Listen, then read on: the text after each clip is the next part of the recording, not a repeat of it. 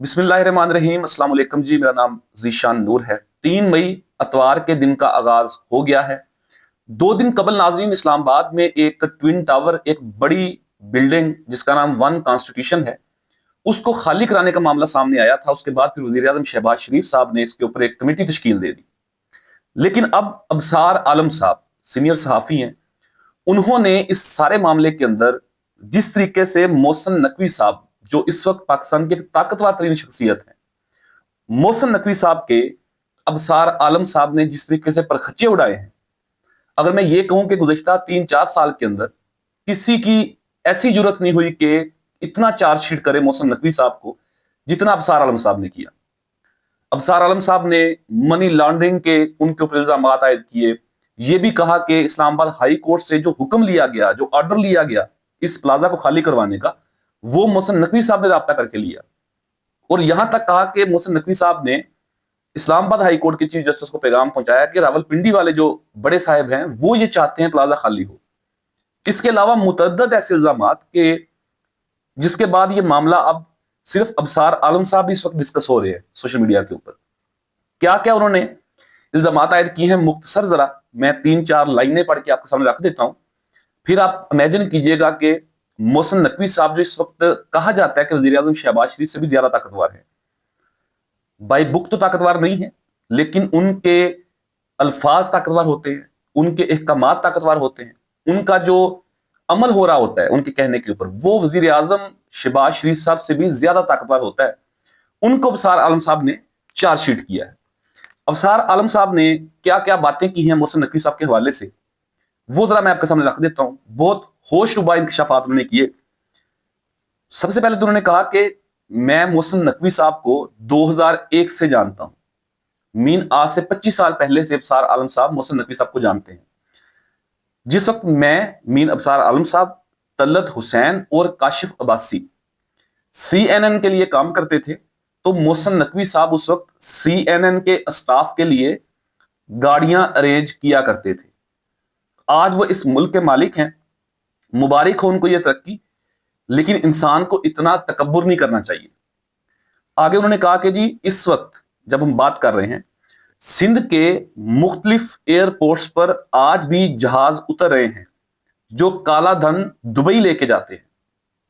अबसार आलम साहब ने यह क्लेम किया है कि अब इन दिनों के अंदर जब हम बात कर रहे हैं, अब भी सिंध के कुछ इलाकों के अंदर कुछ ऐसी रनवेज, ऐसे एयरपोर्ट इस्तेमाल किए जाते हैं जहां पर वो कुछ मखसूस जहाज उतरते हैं और पाकिस्तान से पैसा लेके बाहर जाते हैं। मीन मनी लॉन्ड्रिंग की जा रही है।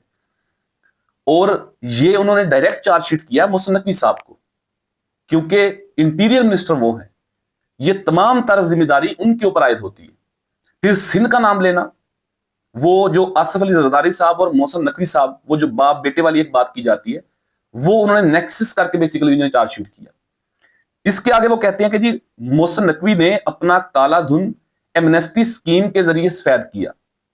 जो दुबई प्रॉपर्टी लीक्स के अंदर उनकी कोई मिसेस का अपार्टमेंट कहीं दुबई के अंदर निकला था, उसके हवाले से वो बात कर रहे हैं कि वो जब अपार्टमेंट सामने आया, उसके बाद फिर एमनेस्टी स्कीम को इस्तेमाल करते हुए मोहसिन नकवी साहब ने अपना वो काला धन जो है वो उसको सफेद किया।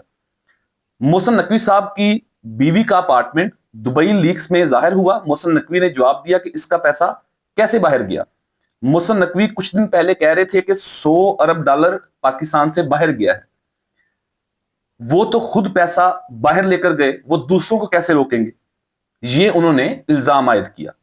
बेसिकली ये इतने बड़े बड़े जो इल्जामात अबसार आलम साहब ने आयद किए मोहसिन नकवी साहब के ऊपर, और इस वक्त के हालात के तनाजुर में पाकिस्तान की मतलब दूसरी या तीसरी ताकतवर शख्सियत के मुतल्लिक ऐसी बात करना ये कोई मामूली बात नहीं है। वजह क्या बनी है कि अबसार आलम साहब का अपना एक अपार्टमेंट इस वन कॉन्स्टिट्यूशन के अंदर था। इसके ऊपर हुकूमत का भी मौकफ सामने आया। हुकूमत इसके ऊपर कहती है कि वन कॉन्स्टिट्यूशन का प्लाट CDA की मलकियत है। ये कंपनी 3 बार डिफॉल्ट हुई। मीन BNP जिसने ये जगह खरीदी थी और अपार्टमेंट्स बनाए, वो 3 दफा डिफॉल्ट हुई। CDA की गफलत है कि उन्होंने खरीदारों को इतला नहीं की। इस इमारत में 15-20 करोड़ की सरमायाकारी करने वाले को सोचना चाहिए। जब यह मामला अदालतों में जेर बहस था तो लोगों ने यहां पर प्रॉपर्टी क्यों खरीदी? یہ طارق فضل چودھری صاحب جو وزیر ہیں اس حکومت کے، ان کا یہ موقف سامنے آیا. انہوں نے کہا جی لوگوں کو دیکھ کے سوچ کے چیک کر کے پھر اس کو خریدنا چاہیے تھا. اب ابصار عالم صاحب جو ہیں وہ یہ کہتے ہیں، یہ کلیم کرتے ہیں کہ اسلام آباد ہائی کورٹ کے اندر جب یہ معاملہ زیر بحث تھا، زیر سماعت تھا اسی ٹوین ٹاور کو لے کے، تو جو ہائی کورٹ سے فیصلہ آیا تھا 2 دن قبل، جو چیف جسٹس سرفراز ڈوگر صاحب نے دیا تھا، جس میں انہوں نے جو اس کمپنی کے آنر تھے، اس کمپنی کو اون کرتے تھے، ان کی درخواست خارج کر دی تھی. مین حکومت کے CDA کے حق کے اندر فیصلہ دیا تھا کہ آپ اس کو خالی کروا لیں. ابصار عالم صاحب یہ کہتے ہیں کہ وہ فیصلہ محسن نقوی صاحب نے خود رابطہ کیا اسلام آباد ہائی کورٹ کے چیف جسٹس سے اور باقی ججز سے، اور انہیں کہا کہ جی یہ بہت ضروری ہے، اور یہ جو راول پنڈی والے بڑے صاحب ہیں وہ چاہتے ہیں کہ ایسا ہو. اب ڈائریکٹ جو ہے وہ ابصار عالم صاحب جو ہیں وہ اسٹیبلشمنٹ کو اس کے اندر انوالو کر رہے ہیں کہ محسن نقوی صاحب نے اسٹیبلشمنٹ کا کندھا استعمال کیا، ان کا نام استعمال کیا. اب اس کے اوپر تو میرا خیال ہے کہ بہت ایک جاندار اس کے اوپر تحقیق ہونی چاہیے، ایک کمیٹی تشکیل ہونی چاہیے کہ اگر تو محسن نقوی صاحب نے ان تمام اختیارات کو استعمال کیا تو پھر ان سے پوچھا جانا چاہیے، اور اگر ایسا نہیں ہے تو پھر ابصار عالم صاحب سے پوچھا جانا چاہیے. انہوں نے تو یہاں تک بھی کہہ دیا کہ جو رینجر وہاں پہ گئی وہ بھی غیر قانونی طریقے سے محسن نقوی صاحب نے بلائی. مین رینجر کو ان کے ہائی اپس کو بتائے بغیر رینجر کی پلٹون لے کے چلے گئے وہاں پہ، ان کے سینئر آفیسرز کو نہیں پتا تھا، انہیں اعتماد میں نہیں لیا گیا، اور جب شور مچا پھر 20 منٹ کے بعد رینجر کو واپس بھیج دیا گیا. اب یہ بات بھی ڈائریکٹ لنک کرتی ہے اسٹیبلشمنٹ کے ساتھ، کیونکہ رینجر کو جو ہیڈ کرتے ہیں وہ میجر جنرل لیول کے افسر ہوتے ہیں جو DG رینجر ہوتے ہیں. سو رینجر بھی بیسیکلی اسٹیبلشمنٹ مین فوج کی ہی ایک ونگ ہے، تو اس کو اس کے حوالے سے یہ بات کرنا اٹ مینس کہ اسٹیبلشمنٹ کو ڈائریکٹ انوالو کیا جا رہا ہے. اور اگر محسن نقوی صاحب نے یہ تمام تر چیزیں جو ابصار عالم صاحب اپنے اس بیانات کے اندر کلیم کر رہے ہیں، اگر انہوں نے یہ ساری چیزیں ایکسرسائز کی ہیں تو پھر ان کو چارج شیٹ کیا جانا چاہیے، پھر ان سے جواب طلبی ہونی چاہیے، بلکہ قانون کے مطابق ان کا بندوبست ہونا چاہیے.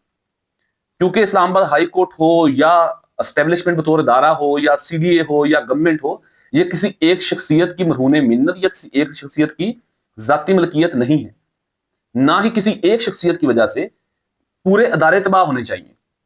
ابصار عالم صاحب نے اس بات کا بھی حوالہ دیا کہ محسن نقوی صاحب جو ہیں وہ اس وقت جنرل فیض والی لائن کے اوپر چل رہے ہیں کہ ون مین آرمی بنے ہوئے ہیں، ادارے کا کندھا استعمال کر کے اپنے ذاتی معاملات کر رہے ہیں، ذاتی کام کر رہے ہیں، دوستوں کے کام کروا رہے ہیں، اور ایٹ دی اینڈ آخری جو ملبہ گرے گا وہ ادارے کے گربان کے اندر بات جائے گی کہ جی ان کا وہ قریبی تھا، ان کے پے رول پہ تھا، ان کی سپورٹ سے ساری چیزیں کر رہا تھا.